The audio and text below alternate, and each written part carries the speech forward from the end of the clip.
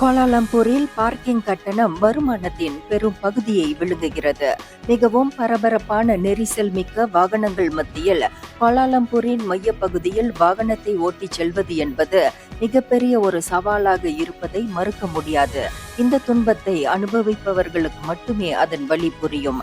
இது ஒரு புறம் இருக்க, மாநகரின் மையப்பகுதியில் கார்களை நிறுத்தி வைப்பதற்கான பார்க்கிங் கட்டணம் ஒருவரின் வருமானத்தின் பெரும் பகுதியை விழுங்குவதாக உள்ளது.